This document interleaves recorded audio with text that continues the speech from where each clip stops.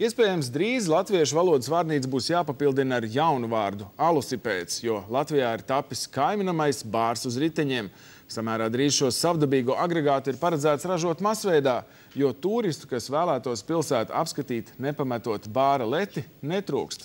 Ivo Jurkāns turpina. Nu, laižam! Tautā! Uzminām! Uzmini! Aiziet! Ieraugot šo kaiminamo agregātu ielās, tas momentā piesaista apkārtējo skatiens un nonāk fotokameru objektīvos. No sākuma pat ir grūti pateikt, milzu velosipēds vai bārs uz riteņiem. Tas ir tāds elegants braucam rīks, ar kuru ļoti patīkamā kompānijā cilvēkiem pavadīt laiku. Ne tikai apskatot pilsētu un dzerot alu, bet arī jautri komunicējot savā starpā. Projekta autors braucamrīku pats nodēvējis par alusipēdu. Vecrīgas bruģi gan tas ieraudzīs tikai, kad karstākā sezona jau aiz muguras, jo konstruēšanā pagājusi teju visa vasara. Juris neslēp, ka ideja nav 100% dzimusi Latvijā, taču šeit tā pilnveidot, lai pedāļu mīšana būtu iespējama ne tikai alus baudīšanas starplaikos, bet gan nepārtraukti. Kaut kur Holandē dzīvo kāds kungs, kurš viņu ir izdomājis, ka tā būtu labi atpūsties. Viņi viņus tā kā arī taisa un ražo.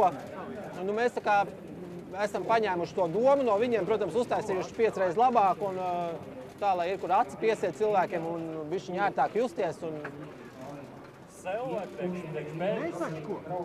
Nu, kauns atzīties, tā kā priekš peļņas. Alusipēda izveide roku rokā iet ar Rīgas reģiona biznesa attīstības inkubātoru. Tos paredzēts ražot masveidā. Interesanti, kas pilsētas arhitektūra vēlētos baudīt, nepametot aluskausu, netrūkst. Likumdošanā ierobežojumu uz šādu pakalpojumu nav, jo vienkārši nav precedenta. Tādēļ idejas iniciatori cer, ka šī varētu kļūt par vienu no Rīgas neformālajām vizītkartēm. Šis ir ļoti interesants jautājums. Par to varētu parunāt ļoti ilgi un plaši un tā. Bet patiesībā saprotams, ka katram jaunam izstrādājumam nekas vēl nav izdomāts, nekāda likumdošana nav sakārtot. Tā kā pa lielam viņš ir liels velosipēds šobrīd.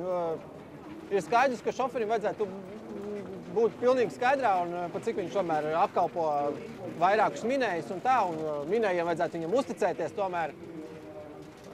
Bet, nu, tas ir velosipēds, ir un paliek velosipēds.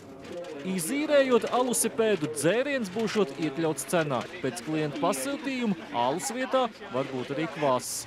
Bet tikpat labi bārs uz riteņiem var kļūt, piemēram, par jebkuras privātmājas pagalma elementu. Ivo Jurkāns, Sergejs Zavorotņovs, LNT.